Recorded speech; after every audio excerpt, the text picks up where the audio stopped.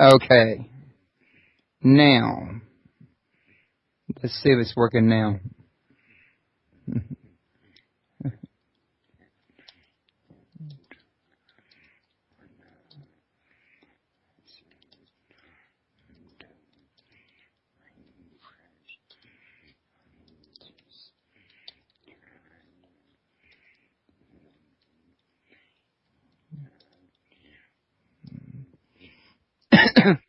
Okay, if you guys can hear me, will you please post it to the chat room? Let me know if you can hear me now, because I just tried something I didn't try on the last time around. It may not have worked, but what I did try could have worked. I mean, because I found out that the second time around I forgot to turn on the encoder, and now I have the encoder on. So can we try one last time? If this don't work, we'll try tomorrow. Just type and let me know if y'all can hear in the chat room.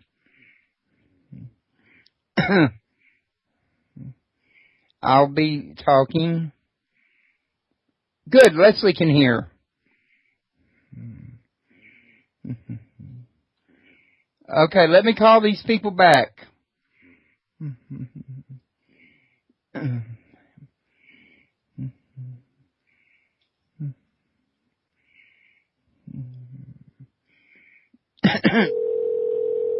I'm still here, Leslie.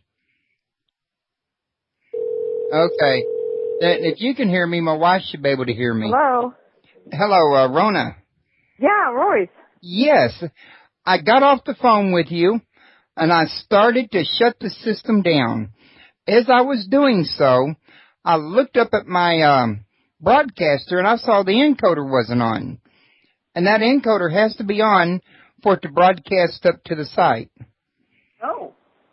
And I'm like, oh, maybe when I checked for the, Skype to see if I got dropped, and I stopped the encoder while I checked, maybe I forgot to restart it. Or maybe when I thought I right-clicked and started it, I didn't click it right and it didn't start the first time, and the whole time it was that I didn't start the encoder. But it is broadcasting now, and it turns out that either I didn't click the encoder one time or the other, in other words.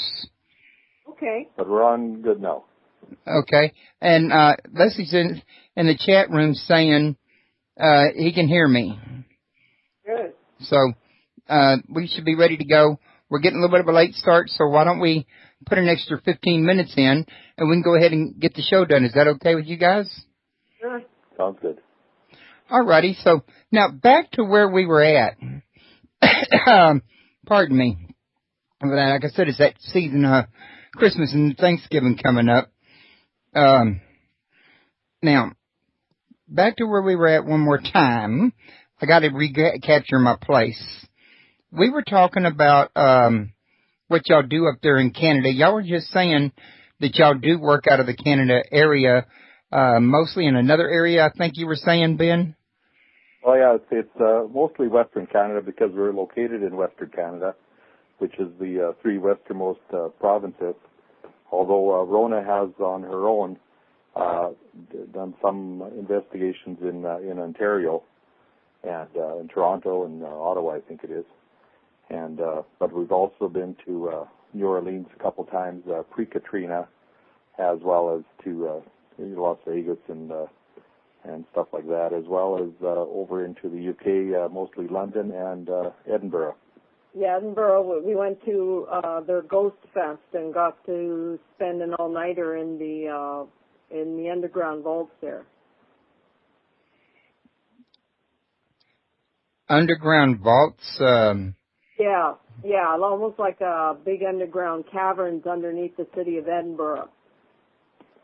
I think I've heard of that before. I mean, I've never been to Canada, but it seems like I've seen people post about it in groups and that.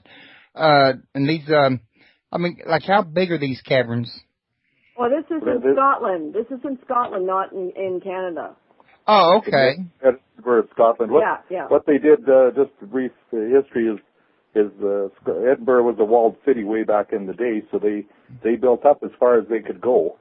And then when they ran out of space, because obviously I guess they couldn't get outside of the walls because it wasn't safe, so they built down underneath, built down into the ground and built these big tunnels. And initially merchants and stuff moved in there. However, one of the things they forgot to do was waterproof the thing, so water and all kinds of crap got in there. And so the merchants moved out, and then these other folks moved in. Sure. They had a lot of Irish actually looking for work, so they ended up down in the underground vaults. And then when the plague hit, the powers that be decided, well, whether whoever's down there, whether they have the plague or not, we better wall them in so we don't get this stuff, eh? So there were some casualties, let's say. Well, pretty horrific. It sounds like it. And these casualties might be what's come back to haunt the place? Yeah, there's a lot of activity there. A lot of activity. Pardon me. Do you guys specialize in ghost hunting only, or do y'all also do, like UFOs and other forms of, psychic stuff or whatever?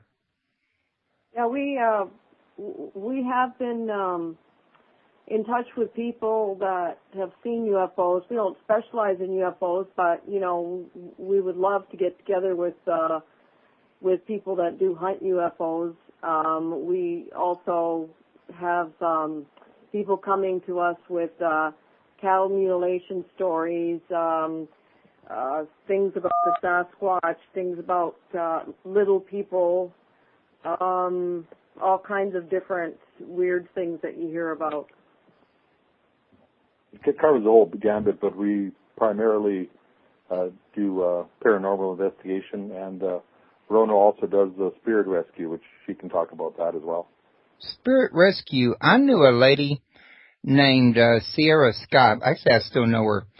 Very good friend of mine has a book out called Spirit Rescues, and she has a group for spirit rescues, and she goes out and, deals with ghosts and sending spirits into the light and this sort of thing. Is that pretty similar to what Rona does? Yeah, that's exactly what I do. Yeah. Usually what happens is we'll get called to a house and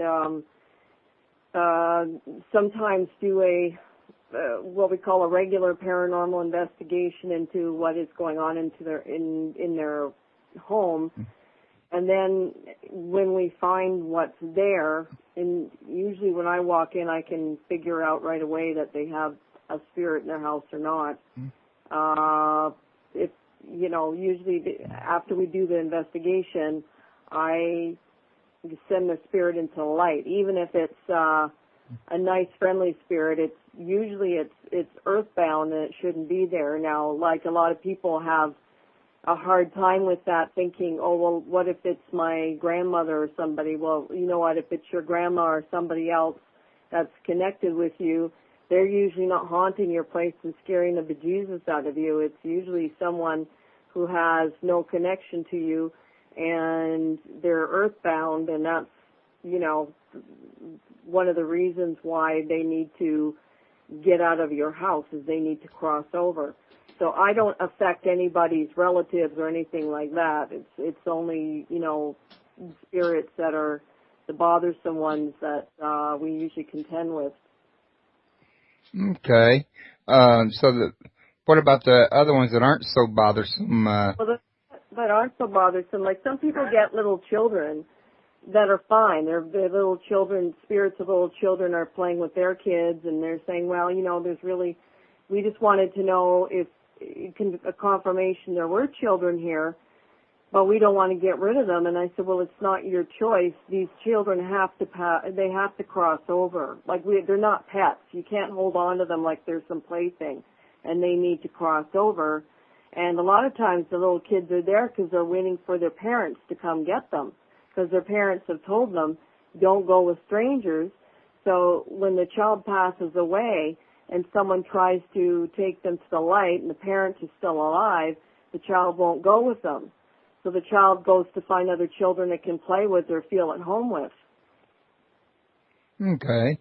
And you also record EVPs? Yeah, we've recorded quite a few EVPs. We have a couple of EVPs that seems everybody the chills because it was a case that we had in a place called Penhold, Alberta, which is just, what is it, south of us? It's in the central part of the province or state. And they'd had some spirits in their house, and what had happened in a nutshell is while I was downstairs with this other psychic trying to get rid of or cross over the spirits that were there, Ben was upstairs with the homeowner, and the homeowner received 2 phone calls on his cell that had absolutely no... It didn't ring or anything. All of a sudden he discovered he had 2 messages. And when we played them back, they were pretty weird. They were pretty scary, I think. They were like horrific male screams, but not totally human-like. Wow. And we checked with the phone company as well. There was no record of those messages ever being there or any calls coming through, so we couldn't trace back where they may have came from, if they were sort of this earth, I guess. All right. Well, do y'all have any of these uploaded to your website that people can go listen to? Do we have the Penhold one uploaded? We've got some other ones uploaded. I don't know about the Penhold one yet. What we're doing is eventually we're keeping of course the website URL, but we're trying to transfer onto another easier to work with site. So we're going to have like a lot more stuff up there because we really haven't been updating it for the last couple of years. Yeah, our webmaster's so very, very busy with other stuff and his own projects that he's going to set up something for us so we can download things for ourselves almost up to the minute, because we've got so much data now that we've collected that we don't have on the website yet. And it's like I say, after doing this for 12, 14 years, we have a fair amount of data with pictures and videos. And right. Oh, it's on YouTube. We have a channel on YouTube. Okay, and is that YouTube /Paranormal Explorers or? It's either Paranormal Explorers or it's Paranormal Rona. I can't remember. I think I changed it, but they could try either one. But it is on there. Okay. And I can send you tomorrow. I can send you the actual link, because right now my computer for some reason isn't working properly either. So. And also, I see an article on your website. Local ghost hunters play a number of roles in the first Edmonton Halloween Festival, and underneath it, it's got little Facebook like links and tweets and all of that. But I don't see your YouTube on it. Do you have that YouTube link to your channel anywhere on your website by any chance? I don't think that we have that up yet. Okay.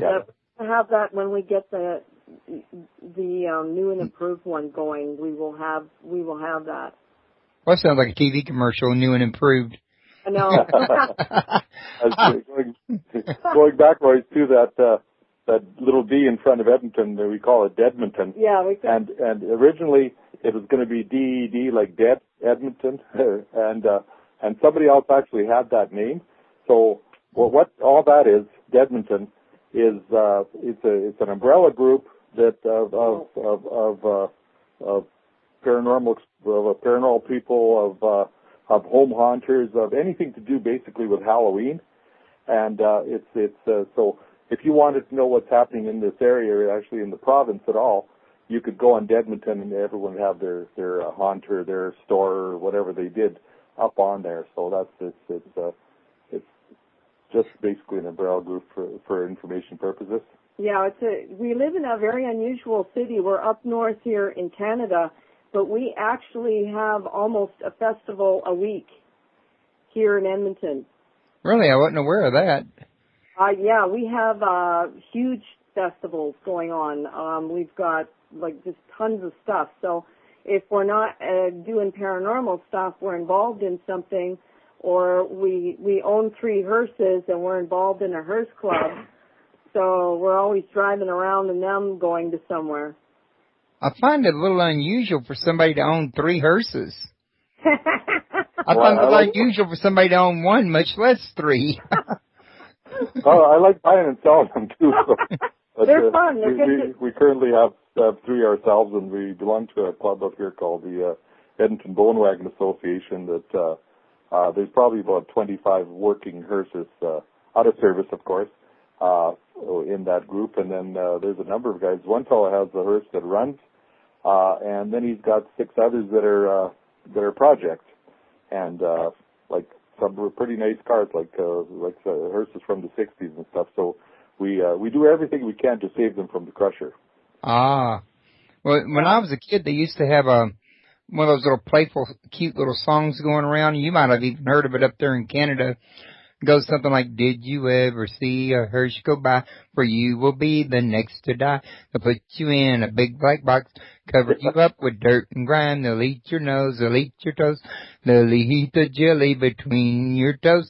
Anybody got a spoon? Yeah. Oh, boy, that's an old one. Royce, you just probably gave us our theme song. I just... Theme song, huh? Because right now it's the theme song's "Horny in a Hearse" is what the theme song seems to be. Well, you can offer that one. I don't know where it come from, but I remember we used to do it a lot when we were kids, and we thought it was funny. Yeah. Okay. Well, what would you say to people that can't come to y'all's group and learn from you directly about how to get their own EVP? Say, like somebody where we live. Do you have any equipment you'd recommend and any techniques you'd recommend?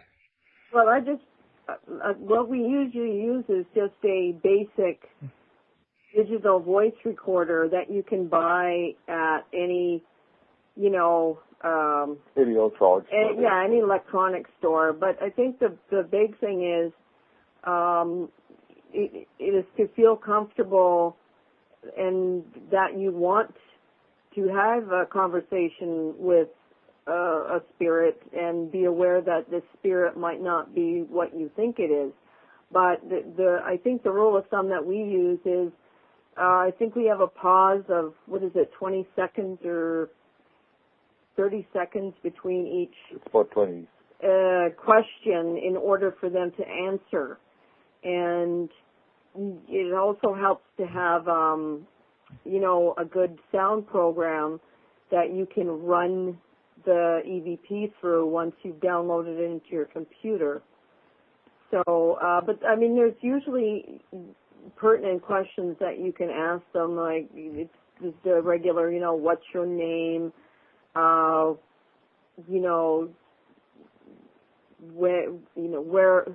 were you from, when did you live, just regular. And you also try to bring them out if they are even there, if they can acknowledge in some way or other, whatever form it may be, that they are actually there.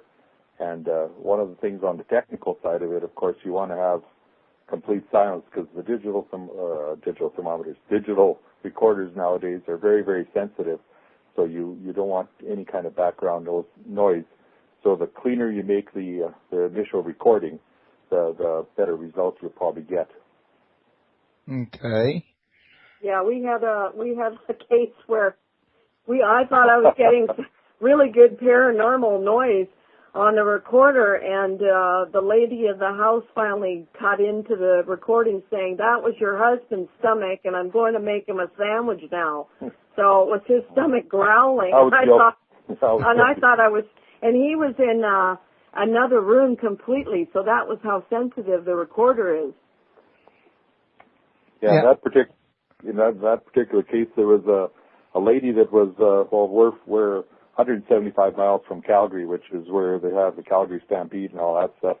And this lady had called from there, and she was actually, it was kind of getting into the February. It was cold and outside at night. She was sleeping in her truck with her cat because she was too scared to be in her house. And we ended up, sort of racing down there to be of assistance, and that sort of. Bless you.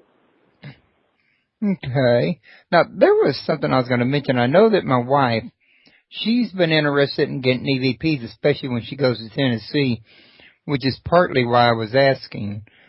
But there was something else I had on the tip of my tongue just a second ago, and now I seem to have lost it. So what I'm going to do is I'm going to move on to orbs and see if it comes back to me. If it does, I'll come back to this. But I've also wanted to talk to you about orbs because I'm pretty sure you know as well as I do that they're a subject of huge controversy. I mean, when my dad died and I went to his funeral, we took pictures of it, and when I got them on my computer, was sharing them with a friend online. She was like, "Did you happen to notice that orb in that picture?"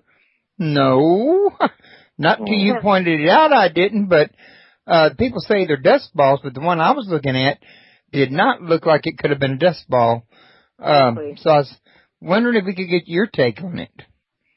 Yeah, no, we have hundreds and hundreds of pictures of orbs, and we also have pictures of snow and rain and dust, and the orbs are totally different. And we also have lots of video of orbs, slow, pokey ones, and then ones that are just incredibly fast going across the screen. And, you know, in some of the orbs in photographs, you can actually almost see faces of animals or people. But in the, you know, the view of an orb is it's usually round, but not always round. But the thing is, it usually has a mass inside, and usually some kind of light or aura around it, very, very, very thin. But you know, the thing is so many people are capturing them, and all these other professionals, quote unquote, are telling them that it's dust. And, you know, like I can see where you've gone and you've shaken a rug and you take a picture and you're going, whoa, what's all this stuff? Well, I mean, logically it's going to be dust. But when you're in a place where you haven't stirred anything up, or, you know, it's... There's no moisture, there's no insects. And all of a sudden, you know, there's 10 of them in front of you, and they're different colors. You know, what the heck are they? They're not dust. They're definitely not dust, because I can, you know, sometimes you can see them when you take a picture. If you don't look into your viewfinder or your display on your camera, and you look above where the flash is going, the flash will actually illuminate orbs going by. And I know a lot of people, they are always looking at their, you know, their viewing area and their camera. And I usually tell people, look above when you take the picture, and as they're going by, the flash is going to illuminate orbs, and you're going to see them. And a lot of, because I do ghost tours, and a lot of people, they take pictures, and they finally get the hang of it, and they see the orbs as they're taking the pictures. And something else I've noticed when I look at pictures of orbs, a lot of them, you don't see any, like loose particle inside the orb itself that you would expect if it was a ball of dust.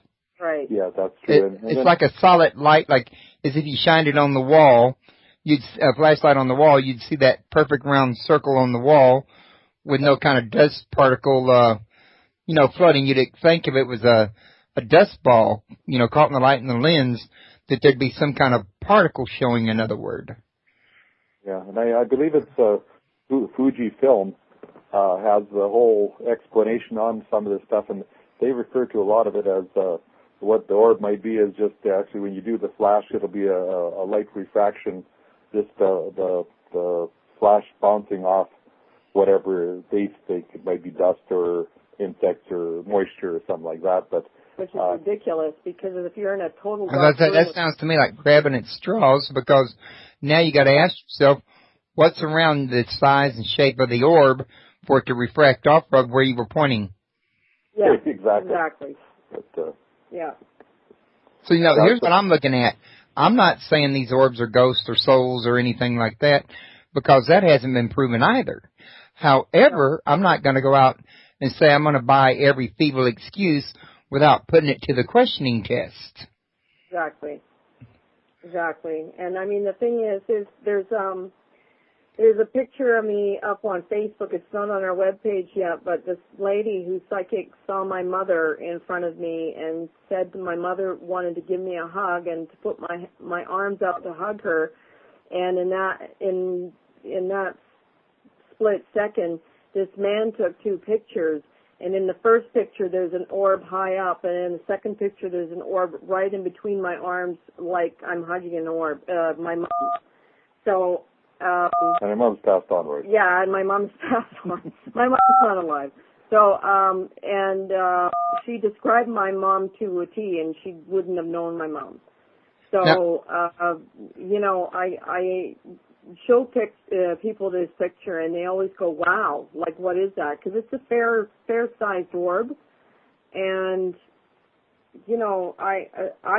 I believe 100% with my heart and with my brain that orbs are spirits, and that's the way they get around is this molecular structure. Because every time I've encountered spirits, when I've taken pictures, they're usually right there in orb form.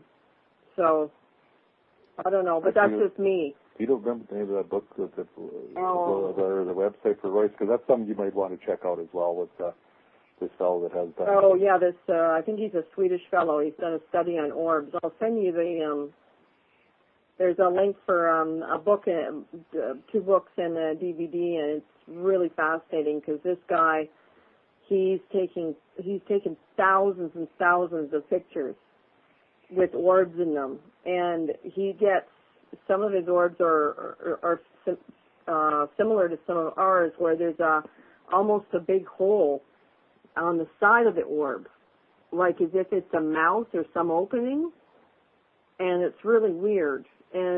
But when I watch the DVD, it explains a lot of it, and it's very fascinating. It's too long to get into, but I'll send you the info. Okay, now I've got to ask you guys, is by any chance one of you two pushing the phone dial buttons? No. No, not at all. We're not. The phone's sitting on a table, just with the speakerphone on, and we're each about 2 feet away from it. Ooh. Me and the listeners are in the chat room talking about, we keep hearing beep, beep, like somebody dialing a number on a push-button phone. Weird. Touch tone. Weird. And I'm like, well, where is that? I'm on Skype. How can I do it on Skype? Yeah, no. Yeah, the only sound other than our voices is there. Right now, if I'm listening, I hear one of our clocks that's sort of ticking in the background. But it's not too far in the background. But yeah, you know what? We've been on some TV shows, and they always seem to have sound problems with us when they hook us up to the mics. Well, maybe there's a spirit following you guys around. There's a lot of spirits here in the house with us, Royce, right now. The other thing that happens a lot of times, like if I'll set up an appointment with someone that has some paranormal problem in their home or business, and then usually we have Rona talk to them on the phone, and a lot of times it won't be heard by the client, so to speak, but Rona will hear. Oh, you can the spirit, yeah, I'll hear the spirit come through, and they only say maybe 1 or 2 words, but they usually say, stay away or get out or no, don't come or stuff like that. But it's very, it's a very forced talking. It's like they're really just trying to get out those words. But yeah, they come through every electronic gadget there is. I'm surprised people aren't starting to get texts from spirits. That should be happening pretty soon here, I think. People. Well, I want to thank you, because you just reminded me what that question was earlier when you're talking about voices when we had that EVP thing. I was going to ask, because I've heard tell that if you don't ask a ghost in an EVP a direct question and get a direct answer, then you may not be able to ascertain for sure that this ghost is actually responding to you. In other words, it could be just like a conscious energy that gets left behind in the walls or something that's just repeating itself, that has nothing to do with a spirit actually communicating with you. Has that been your experience? Oh, you mean like residual energy? Yeah. Yeah, no, we haven't had anything like that ever happen on EVPs. It's usually been either a direct response to something we've asked or something interjecting in between a conversation between both of us. There was an instance an old building in Edmonton, and there's a radio station there now in the building, and we were in the music room, and one of the girls had sat on the music bench, piano bench, and said jokingly, "Oh, I hope I'm not sitting on anybody," as a joke, like as if she was sitting on a spirit. And the spirit, in almost a British voice, says back, "Ooh, well, that would really hurt." So Wow. it's funny because nobody asked the spirit. It was just a joke that someone said, but usually and it's all ladies in the piano room. Yeah, and it was a man's voice. So it kind of creeps some people out. Well, you know what? It makes us laugh because a lot of the things are humorous with some of them saying, and others are. Some of it doesn't totally make sense. Maybe they can't totally finish the sentence, or they have. There's one that we have of a man. There's 3 spirits trapped in a building. It's a very old building that used to make horse carriages here in Edmonton, and one of the things he's yelling is just "God damn, God damn." You can hear him yelling this. Is he the one that also said it's not my type of vodka? Yeah, yeah. My type of vodka. Yeah, he did. He said. It was a bar when we went to investigate. Yeah, and we called him. We nicknamed him Dapper Dan because he was a very, very angry spirit at times. So and the women would scream. You'd hear these women screaming, and you'd hear him yelling. He had 2 women. I don't know if they were wife and mistress or. Yeah, I'm not sure who they were, but. Okay. Now there's a question in the chat room. And they want to know, well, actually it's my wife, to be honest with you. She says, "I have a question, honey. Do they believe family members come back to visit you through dreams? And what does dreams of heaven mean?" So it was a dual question. Yeah, they definitely come through in dreams. And a lot of times they just want you to know they're okay. They want to know you're okay too. Yeah, and they, I've had dreams from people who have passed, and they're very brief, but they let me know that everything is fine on the other side. And it looks like it's a good time over there because they seem to be very happy and they seem to be doing what they love to do. So, I always reassure people that, their loved ones, no matter what happened to them, no matter how they passed or no matter how they lived, that they're all over there and they're all, doing fine. And, I think a lot of people do have dreams about loved ones who passed. They might not recognize that right away. Okay. And she also wanted me to tell you, and I told you part of this earlier, but I forgot about part of it. Her and her brother Frank doing the EVPs. Right. And she wanted me to let y'all know that they did get direct answers. Right. Excellent. Good. This is something she does up in Tennessee with her brother when she goes up there for her month-long vacation. The one that puts us in the poorhouse once a year. Well, it must have been a lot of places they must have a lot of spooky places in Tennessee, I would imagine, hey? Right. And they got some spooky places here in Houston, too. Right. Matter of fact, we got a lady here in Houston that does ghost tours of the Spaghetti Warehouse. Oh. And I read a book by Nick Redfern that talks about, was it him or Bob Curran? One of them that had a list of spooky places. And our Spaghetti Warehouse made his list. And it has really creepy stories about people going home, coming back, only to find chairs stacked 14 feet high. With nobody in there to stack them.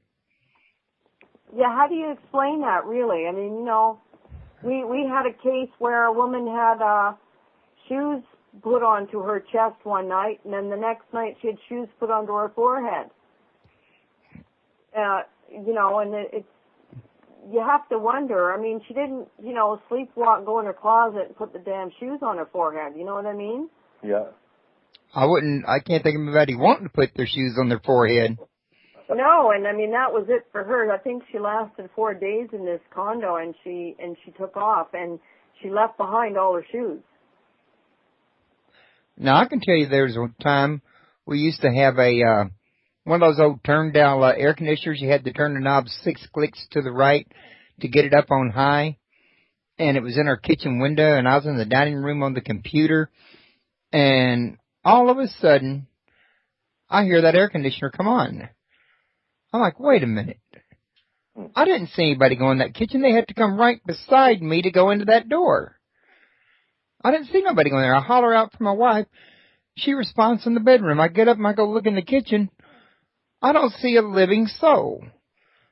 So I'm like, how did this thing click 6 times to the right to turn on high? You know, Yeah. there's a lot of stuff that is hard to explain. Yeah. Yeah, we were in an abandoned hospital that they had 3 elevators. There was only one of them working. However, the doors opened on one of the ones that was not functional. The power was actually physically shut off to it. And the doors open. And we were in the morgue at the time. Well, that would be a place to creep you out. Yeah, it was a pretty creepy place. It has a lot of activity. The building is still standing. They're trying to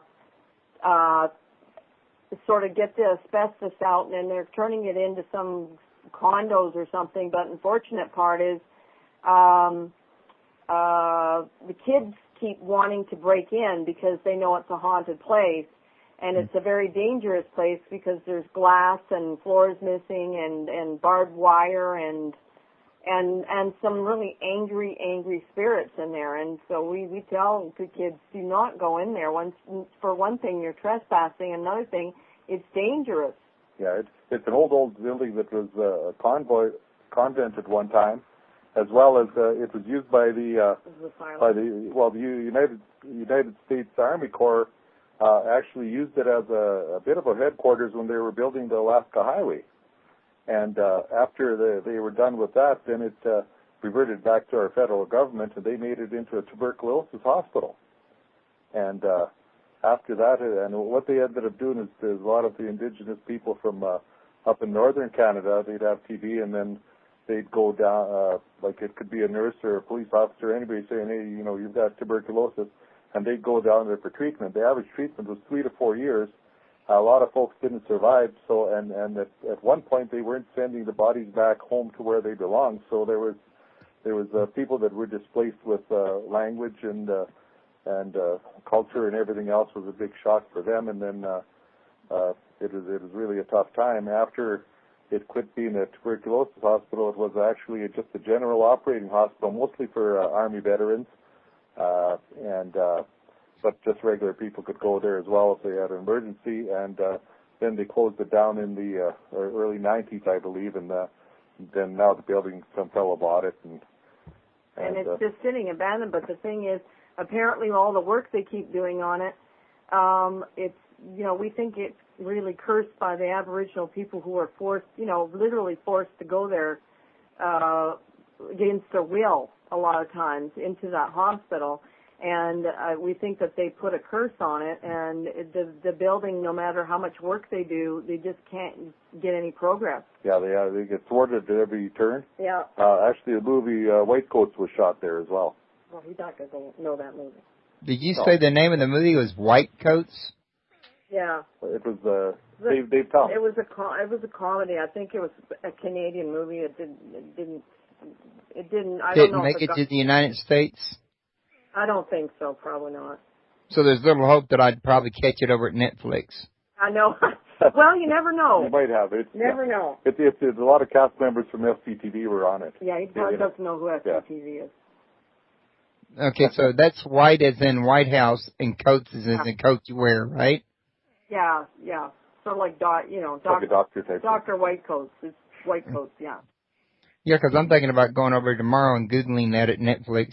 Well, I keep saying tomorrow, and I really honestly accidentally lied to you two earlier when the show broke down. I wasn't going to go over there tomorrow, but I forgot I wasn't. I mean, I didn't mean to lie. I just forgotten that tomorrow was our anniversary and we're not going to be here to work on it, in other words. Then after y'all hung up, I'm like, wait a minute. Well, I just lied to them because tomorrow's our anniversary. How long have you been together? 25 years. Well, good for you. That's excellent. Yeah, we just tormented each other for 30 years. Yeah, we just had our 30th anniversary. Oh, so y'all been married even longer than we have. Yeah. And here, I thought we were old timers to the game. Oh, no. My wife's aunt and her uncle, the one that gave us this house, was married 30 years before Uncle Marvin passed on. But they were in their 70s, so they got married a lot later in life than we did. Oh, yeah. And you guys, y'all look fairly young, so I would take it y'all probably married in your 20s. Well, I was 24 and he was 30 when I met him. Well, I wasn't very far off, and you're really very similar to me and my wife because y'all are 6 years apart and we're 7. Okay. Oh, cool. And I was delivering a washer and dryer to somebody one time, and they were asking me questions, and when I told them I was married, they asked about my wife and asked how old she was and how old I was. And when I told them, they asked, well, what are you doing married to such a young wife? And I grinned and said, enjoying it. It seemed like an honest answer to me. No, that's pretty honest. But I'm sorry, we were talking about that, and I just had to, throw that one in there as well. So when is y'all's anniversary? It's in March. March. Okay, so y'all just a few months after us. Okay. Because we're tomorrow, so y'all would be about, 5 months ahead. So, yeah. And this is y'all's 30th coming up? Oh, it'll be 30th this year. We celebrated it we celebrated in May because I turned 60 in May, so we had a sort of a dual celebration. Ah, okay. Well, we sort of do that. I mean, we went to the Justice of Peace and got married September the 1st, and then we had our church wedding November the 8th, so we celebrate both of them. That might be a little different from what you're talking about, though. We'll take any excuse to have a party as well. Yeah. So, at any rate, tell us a little something about your website. I mean, what are the people going to find when they come there and start clicking away? Well, they're going to find just some of the stuff about the underground vaults in Scotland, some of our EVPs, some other cases that we had. But like I said, we have so much stuff that's not up there. That's why we have to apologize that we haven't kept it updated. Yeah, we have to do this new. The one that we have is so complicated, I can't put anything up on it. Only the webmaster can do it. So we're trying to have one where Ben and I can both, put up pictures, put up videos, put up links. So we're hopefully keep current. Yeah, we're working with the webmaster so he can sort of let us go on our own. So we're sort of experimenting with some different provider sites and stuff. So hopefully we'll have something good up there. But at least we've got Facebook, we've got YouTube. There is a book that came out. It's called Haunted 2, and that's TOO, and it's by Dora L. Williams. And I'm one of, I don't know how many, 10 paranormal investigators or psychics that were interviewed by her for this book. So I think I discussed some of our stuff in that book also. How about Jeff Belange's? Oh, yeah, and then also we're in Jeff Belange's Encyclopedia of Haunted Places. I think I have that encyclopedia.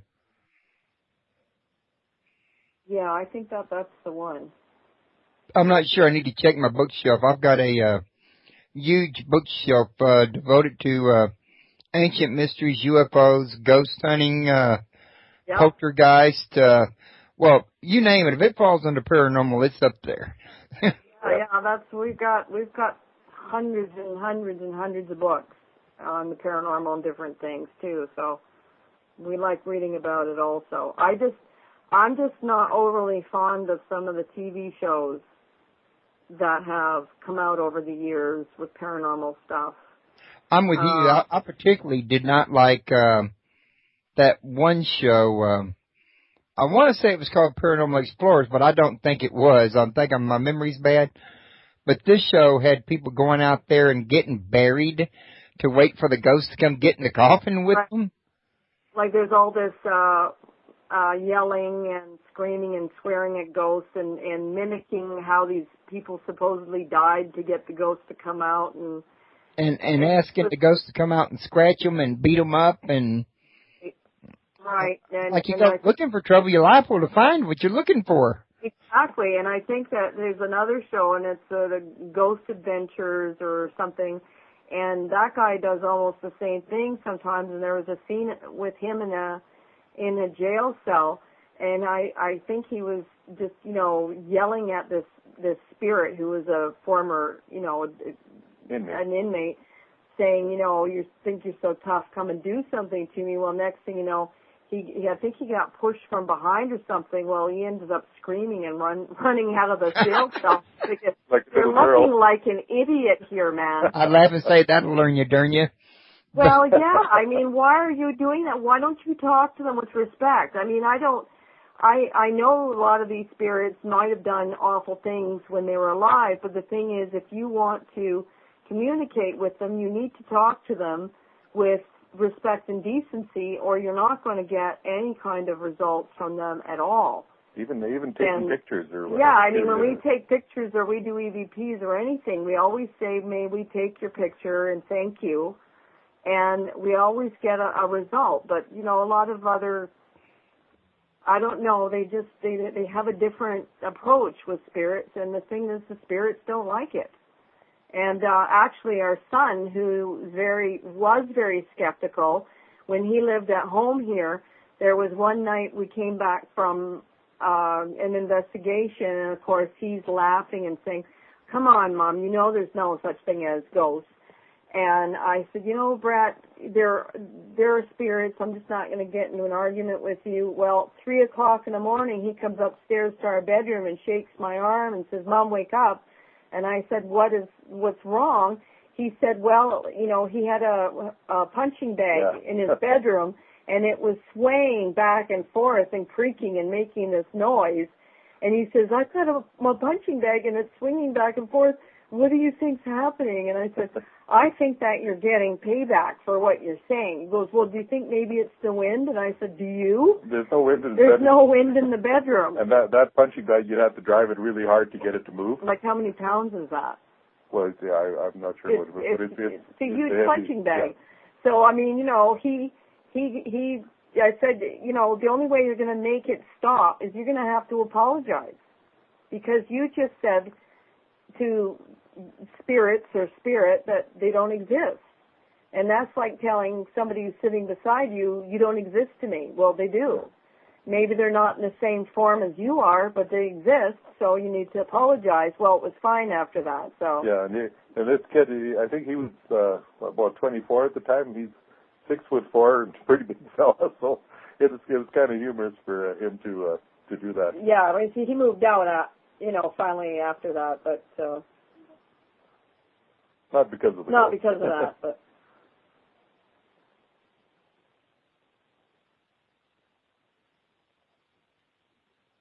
Are they all right?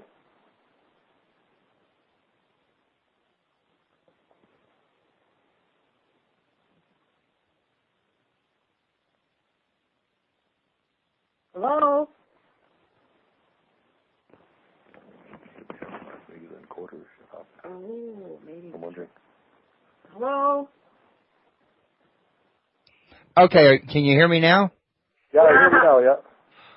Folks, I apologize. I did that. I muted that my microphone to cough, and I forgot to unmute it. Oh. Okay, we're okay now. I'm going to have to slap myself around after the show. But I was asking now, on that punching bag, was that one of the big, long, heavy ones filled with sand, or was it one of those little speed bags? It's a heavy one filled with sand. It probably weighs about, it would weigh probably about 90 to 100 pounds or maybe more. Yeah, that'd take a hurricane to blow that. Yeah. No, I know I have, when I punch it, you have to drive it really hard and it doesn't move a lot. That's right. Yeah. So anyway, he's pretty open now. He's got a girlfriend who is very interested in the paranormal, and he's very, very. He just seems to be extremely open to it now. So it's sort of made a 180-degree turn. So.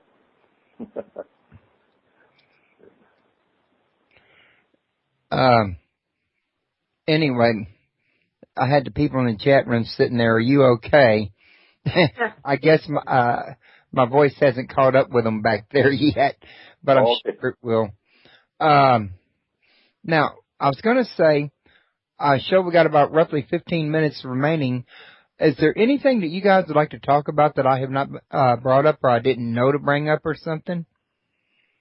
I mean, I guess one of the things for anybody that was interested, we're located, not a lot of people know about where Edmonton is.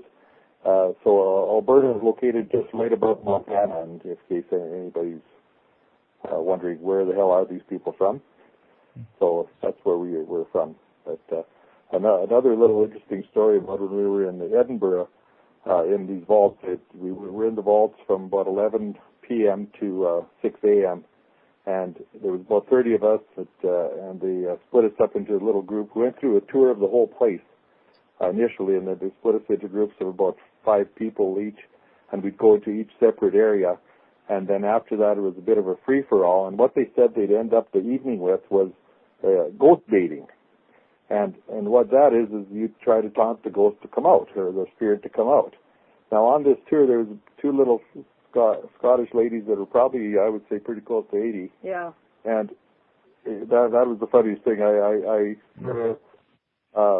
I had to laugh a lot. I just killed myself laughing at them because they were really calling these out. They were swearing at the, come out, you bugger, and for Mr. Boots, who was the resident poltergeist.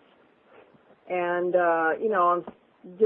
I'm so against that because, like I said, you're not treating them with respect. You're yelling and swearing at them. What do you expect? But apparently nothing happened to the little old ladies. So, they were, each of them were, about 90 pounds and about 5 feet tall, soaking wet. So it would have been interesting if something would have reacted to them. But I was the only sober one. Everybody else had been drinking. My Guinness was medicinal. Let me put it to you this way. I was the only sober one. Everybody else had been to a pub before going on this thing.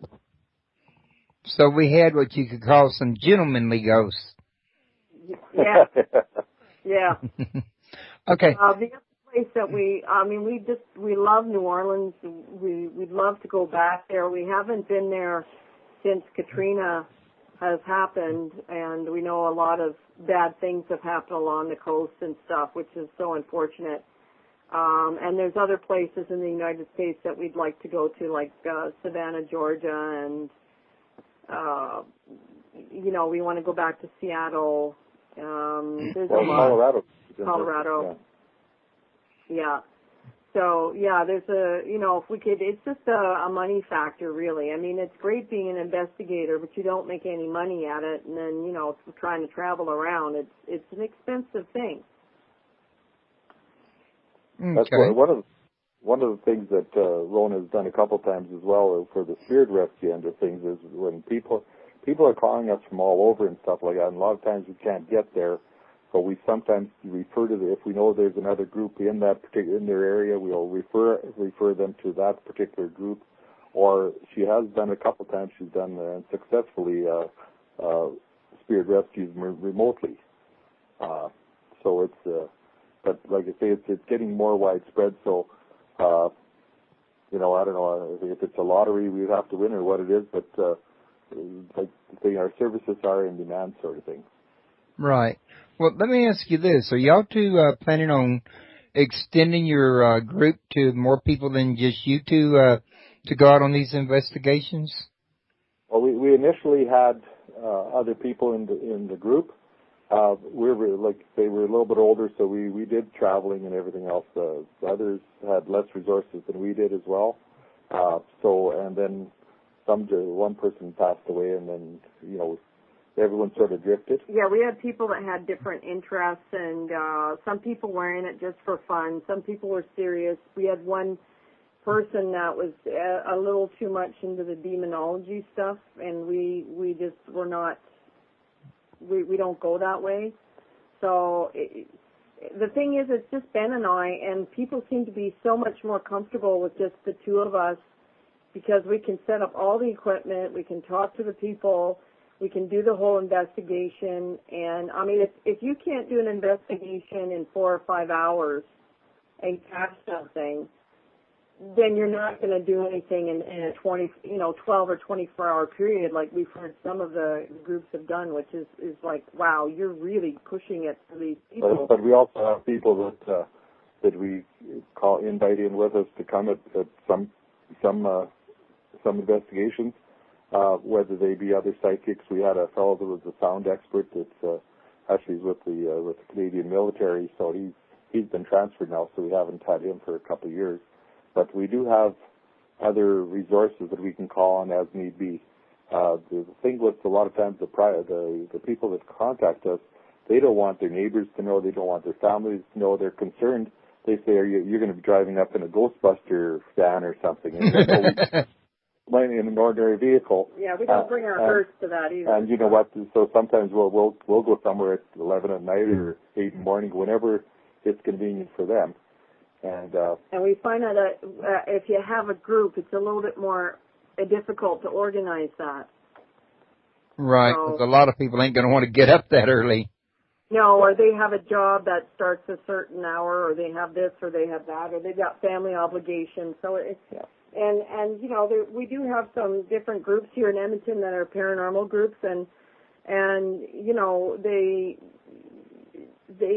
have so many people in each group, but you know we've heard they have the similar problems with trying to organize people. It's just Ben and I, so we don't have any problems. I just have to wait for him to get out of the bathroom because he has to beautify himself every day. So, you know, that's my only thing that I got to wait for. And it works for us because, you know, she bosses me and I just do what she tells me. So what can I say, right? I try not to get in front of our mirrors because we can't afford to buy new ones when they crack when I get in front of them. But having said that, and pardon me, that hit me suddenly right when I was talking. But I was going to say, having said that, I show it's getting about time to wrap. And real quick, like before we do, I wanted to remind everybody, especially since this may not be on the segment going up, since the first two segments I had trouble with, I want to remind them that your website is at www.paranormalexplorers.com. And I also want to mention to everybody that they got a Facebook group. You can go to Facebook, type in Paranormal Explorers, and it will pull up a whole list from a drop-down menu, and on that, or the page, I mean, and on that will be the Paranormal group, Explorers group. And also, don't y'all have a page to like as well? I've got Paranormal Rona page. Okay, Paranormal Rona page. Y'all can go and like, and that'll help you stay updated. Her group is fairly well interactive. I think you'd really enjoy it. And you can also contact them easily through that group and get questions answered pretty easily. And for people that will be listening to this show at iTunes or YouTube, the URL here is www.paranormalpalace.com. Please come over, join us and chat, and be a part of the team. I want to thank everybody that listened in. I couldn't have a show without my listeners any more than I could without my guests, unless, of course, I just want to talk to the air, which I guess I could, but it's not my most entertaining thing in the world. But at any rate, I do appreciate you folks. And I'm trying to think if there's anything I might be forgetting. Oh, yes, there is. I wanted to tell everybody that probably starting in January, I'm going to move away from Tuesday nights at 8 to Wednesday nights at 7 and start doing my show when my wife's gone to Bible study to set aside more time for me to spend with my wife in the evening times rather than taking away from our time to do the show when she's here at home. So, and it also might make it easier for some people to attend the show and catch a live show, in other words.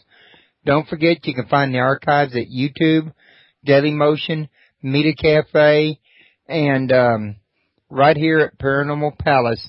If you go to Dailymotion, if a show overrides an hour, I'm required to make it into two of them, so you'll have to look for the second video on it. The rest of them I can upload in one big shot. Rona, Ben, I'd like to extend an open door to you guys. You ever want to come back, feel free to, get a hold of me and say, hey, we got something we want to talk about. Okay, sounds good, Royce. Maybe in the new year we'll do that. Okay, doke. Well, I'll keep that in mind. And in the meantime, you guys have a wonderful holiday. It's been a pleasure talking to you guys. You're very interesting. And I think you do a lot of good work over there. Want to tell you to keep it up. And don't forget to stay in touch with me. Oh, we will. For sure, right. Okay, doke. Y'all have a good one. Thank You too. you. Yeah, bye-bye. Bye-bye.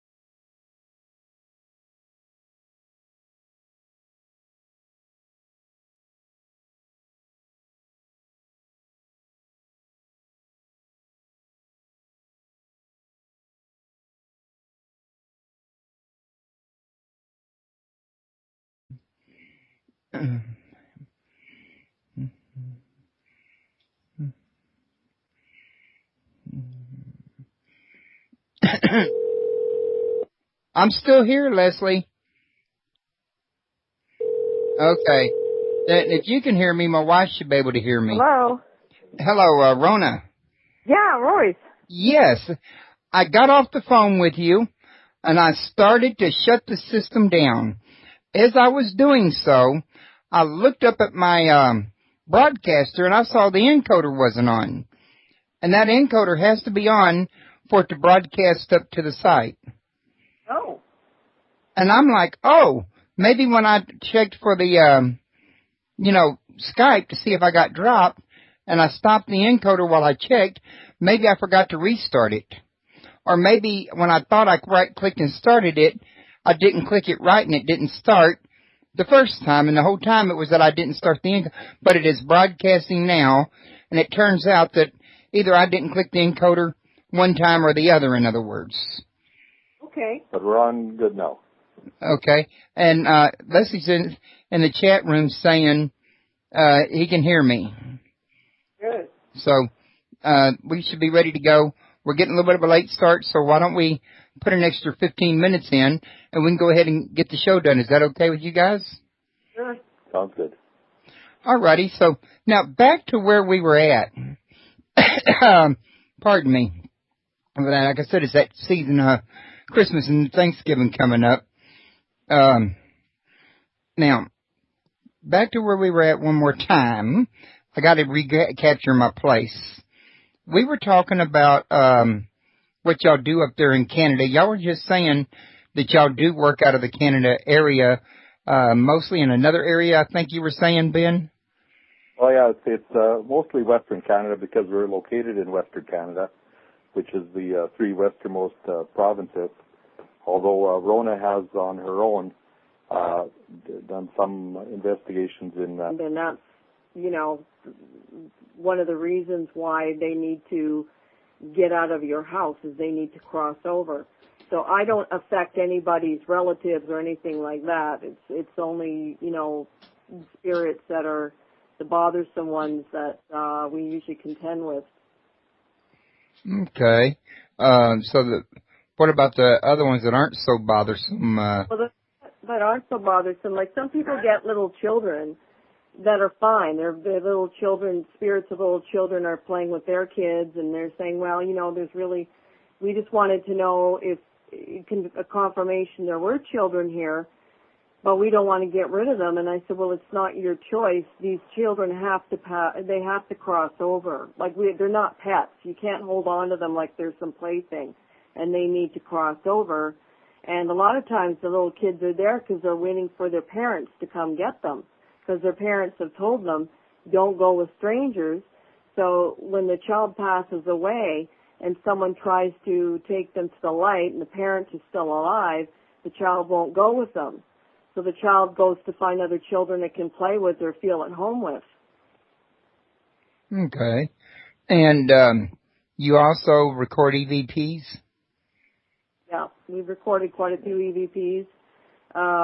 We have a couple of EVPs that seems everybody the chills, because it was a case that we had in a place called Penhold, Alberta, which is just, what is it, south it's in of the central part of the province or state.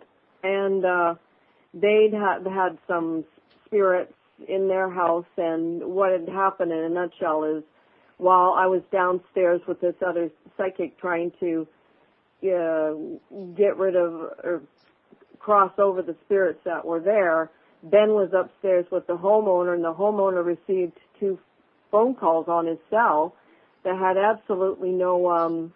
It didn't ring or anything. All of a sudden he discovered he had in Ontario and in Toronto and Ottawa, I think it is. And but we've also been to New Orleans a couple times, pre-Katrina, as well as to Las Vegas and stuff like that, as well as over into the UK, mostly London and Edinburgh. Yeah, Edinburgh, we went to their Ghost Fest and got to spend an all-nighter in the underground vaults there. Underground vaults? Yeah, almost like big underground caverns underneath the city of Edinburgh.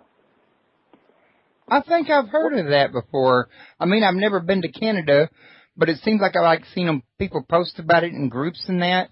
And these, I mean, like how big are these caverns? Well, this is in Scotland. This is in Scotland, not in Canada. Oh, okay. Edinburgh, Scotland. Yeah. What they did, just a brief history, is Edinburgh was a walled city way back in the day, so they built up as far as they could go. And then when they ran out of space, because obviously I guess they couldn't get outside of the walls because it wasn't safe, so they built down underneath, built down into the ground and built these big tunnels. And initially merchants and stuff moved in there. However, one of the things they forgot to do was waterproof the thing, so water and all kinds of crap got in there. And so the merchants moved out, and then these other folks moved in. Sure. They had a lot of Irish actually looking for work, so they ended up down in the underground vaults. And then when the plague hit, the powers that be decided, well, whether whoever's down there, whether they have the plague or not, we better wall them in so we don't get this stuff, eh? So there were some casualties, let's say. Well, pretty horrific. It sounds like it. And these casualties might be what's come back to haunt the place? Yeah, there's a lot of activity there. A lot of activity. Pardon me. Do you guys specialize in ghost hunting only, or do y'all also do, like UFOs and other forms of, psychic stuff or whatever? Yeah, we have been in touch with people that have seen UFOs. We don't specialize in UFOs, but we would love to get together with people that do hunt UFOs. We also have people coming to us with cattle mutilation stories, things about the Sasquatch, things about little people, all kinds of different weird things that you hear about. It covers the whole gambit, but we primarily do paranormal investigation, and Rona also does the spirit rescue, which she can talk about that as well. Spirit rescue. I knew a lady named Sierra Scott. Actually, I still know her. Very good friend of mine has a book out called Spirit Rescues, and she has a group for Spirit Rescues, and she goes out and, deals with ghosts and sending spirits into the light and this sort of thing. Is that pretty similar to what Rona does? Yeah, that's exactly what I do. Yeah. Usually what happens is we'll get called to a house and sometimes do what we call a regular paranormal investigation into what is going on in their home. And then when we find what's there, and usually when I walk in, I can figure out right away that they have a spirit in their house or not. Usually after we do the investigation, I send the spirit into the light. Even if it's a nice, friendly spirit, it's earthbound and it shouldn't be there. Now, like a lot of people have a hard time with that, thinking, oh, well, what if it's my grandmother or somebody? Well, you know what, if it's your grandma or somebody else that's connected with you, they're usually not haunting your place and scaring the bejesus out of you. It's usually someone who has no connection to you and they're earthbound.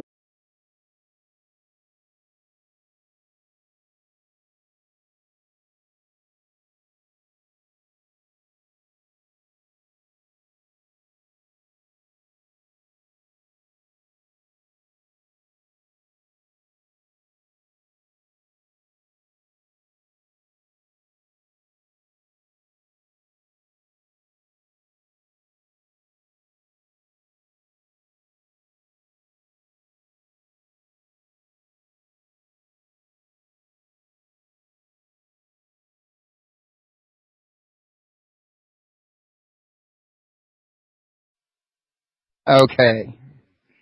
Now, let's see if it's working now.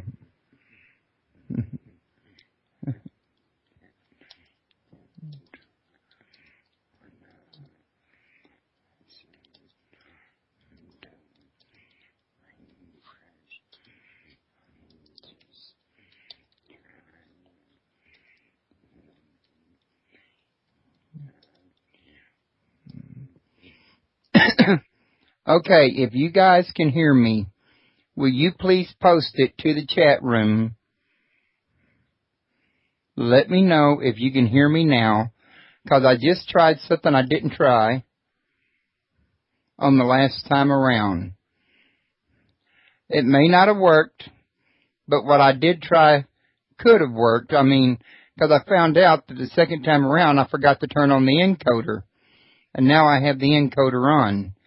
So can we try one last time? If this don't work, we'll try tomorrow.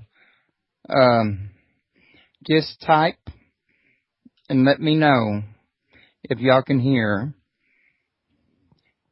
in the chat room. I'll be talking. Good, Leslie can hear.